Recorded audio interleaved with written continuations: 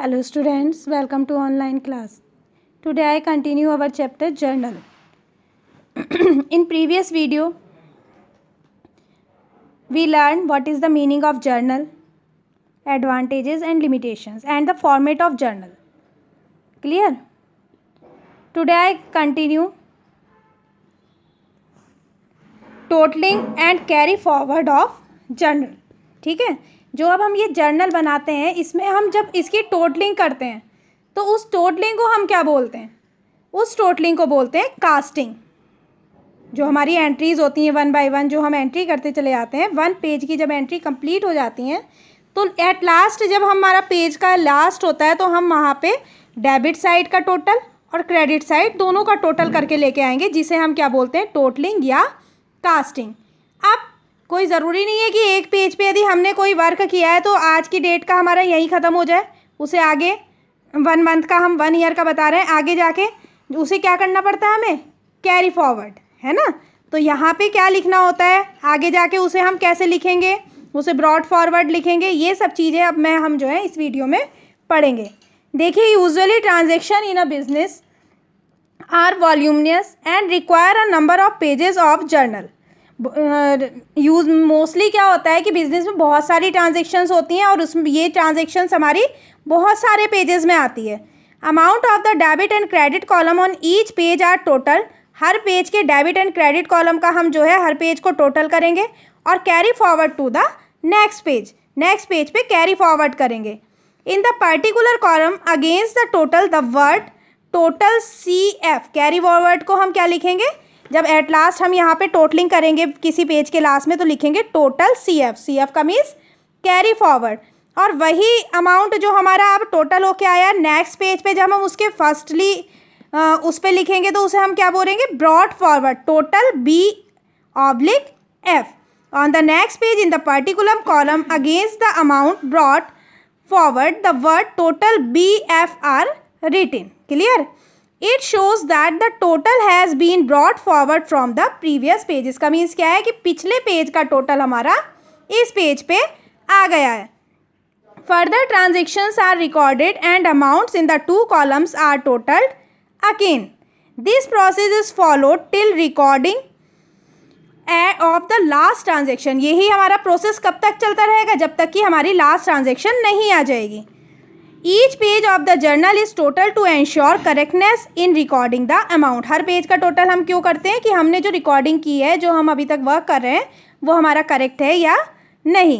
Remember, under the dual aspect concept, every debit has a corresponding credit of equal amount. It means amount debited in transaction should be equal to the amount credited. यानी जो debit amount है वही credit amount के equal आएगा. Thus total of debit column and credit column should match.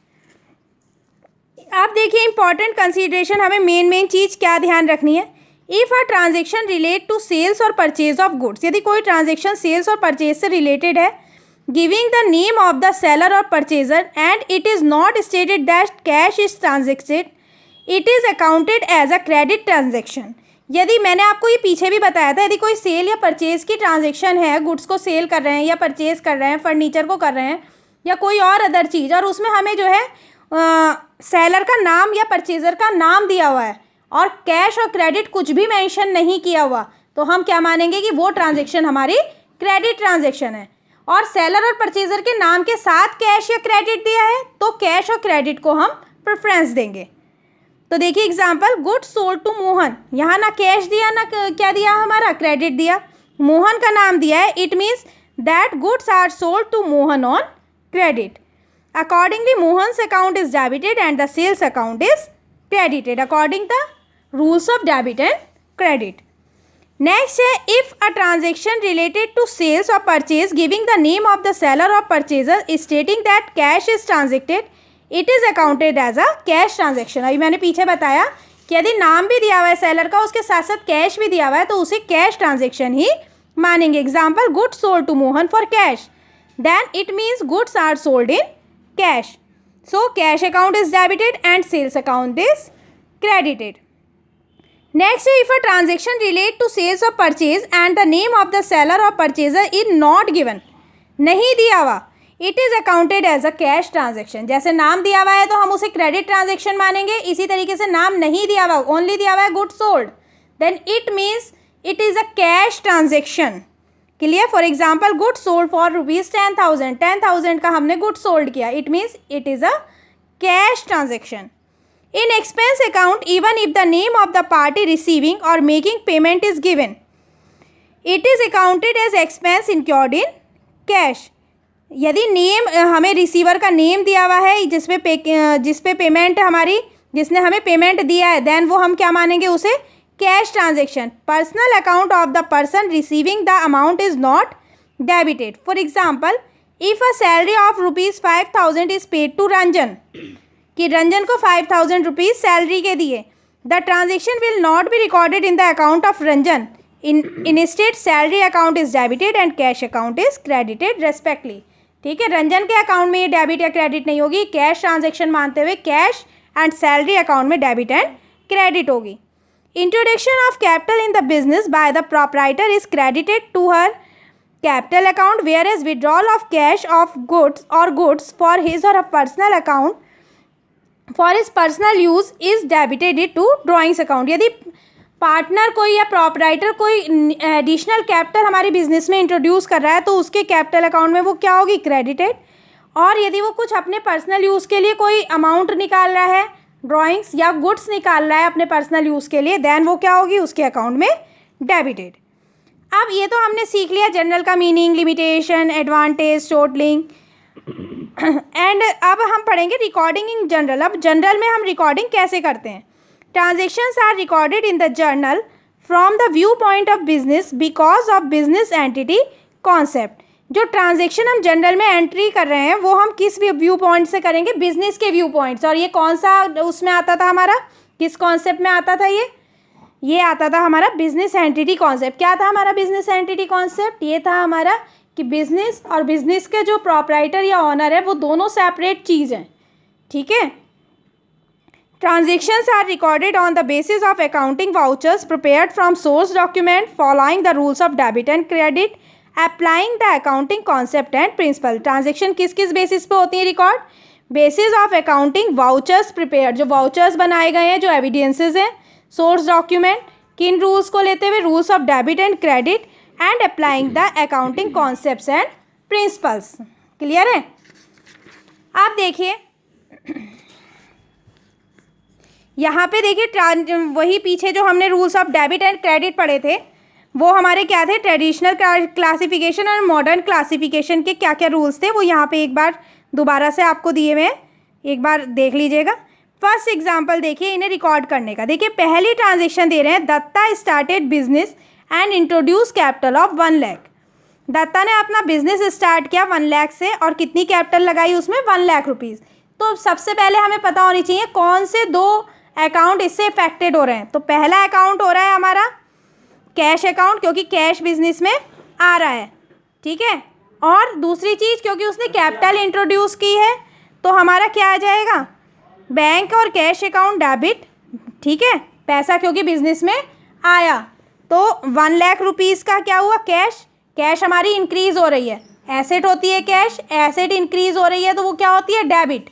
और दूसरी है capital यदि इंक्रीज़ हो रही है तो वो क्या होती है हमारी, credit, according to rules of debit and credit. आपको रूल्स याद रखने हैं, कौन सा अकाउंट इफेक्ट हो रहा है ये याद रखना है, ये हमारी जो ट्रांजैक्शन है कौन सी इंक्रीज़ हो रही है, कौन सी डिक्रीज़ हो रही है, ये 3 चीज़ हमें याद रखनी है। तो देखिए यहाँ पे cash account debit 1 lakh to capital account, मैंने बताया था जो चीज़ डेबिट हो रही है उसके आगे DR लिखते हैं और जो क्रेडिट वाली है उसे 2 से लिखते हैं। तो 1 लाख और 1 लाख आ गई, वही 5 कॉलम्स हमने बनाए हैं। अब अभी लेज़र फॉलियो में हम कुछ नहीं लिखेंगे क्योंकि जब इसे लेज़र में पोस्ट करेंगे जब ये कॉलम फिल होता है हमारा। इसके नीचे हमें नरेशन लिखनी है, बीइंग से स्टार्ट होती है। क्या काम कर रहे हैं, being the amount invested in business. एक शॉर्ट में हम इसका डिस्क्रिप्शन दे देते हैं कि क्या है, समझ में आया। इसी तरीके से सेकंड है, purchase furniture from Raj furniture for ₹10,000 paid in cash. देखिए राज फर्नीचर भी दिया है और कैश भी, इट मीन्स कैश ट्रांजेक्शन है। तो क्या है, फर्नीचर हमने परचेज किया, फर्नीचर तो हमारे पास आया, जो चीज़ आती है वो डेबिट, एंड कैश हमारे पास से गया, दोनों ही चीज़ एसेट है।